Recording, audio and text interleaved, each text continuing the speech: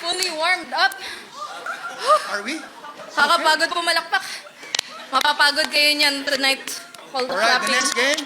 Our next game is called Slanguage. Now, this game is, we're going to need words from you guys again. We're gonna need foreign language words. Ayan, these are words that we do not know the meaning of.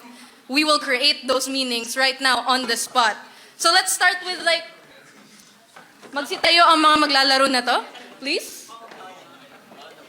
Okay, let me introduce you to the players tonight. First off, we have Julian, Terry,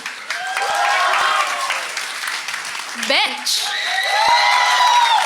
Iana, Waki, and Iso. Ayan, so ang gagawin ng players natin ngayon, they will define the word that you will give us and we will show you what we think it means. So let's start with a very, very simple word. Give me a simple foreign word. Any word. Yung mga nagkakasi dyan. Oh, let's start simple. Let's start with something very thematic. Amor daw. Amor. Ayan. Amor! Amor. Noun. This is what you say to the waiter when you want more cheese on your pasta.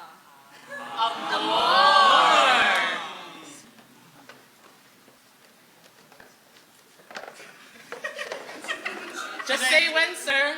Amor. Alright, that was our first word. So that's how the game will work. Sige, pahirapin natin. Kasi napakagaling ng mga performer. Oh, another word, please. Something harder.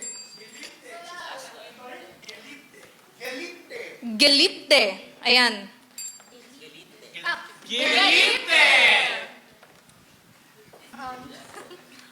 Galipte, a verb describing ang isang kabayo na may accent.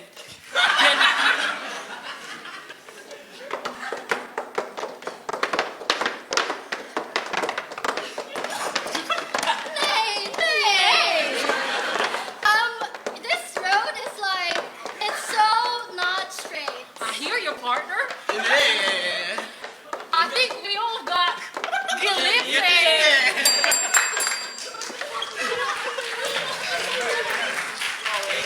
Alright, pahirapan pa natin sila lalo, pahabain natin. What's a longer foreign word? Just yell them out.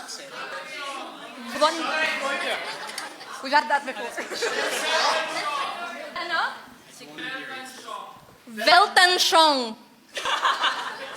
Okay, go ahead. Weltanschauung. It's an adjective used to describe a red, expensive item.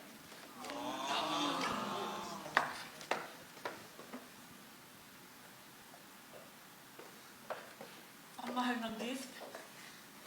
But you said you'll get it for me. Kailangan ba talaga kulay red? Yes, red is the color of power, of money, of luck. It's Chinese New Year. Excuse, ma'am, sir. I got your credit card back from the cashier and unfortunately it declined. Oh my God, this gift must be so Weltanschauung.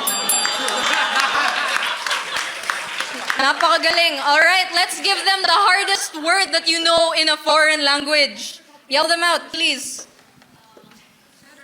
Sabing yell.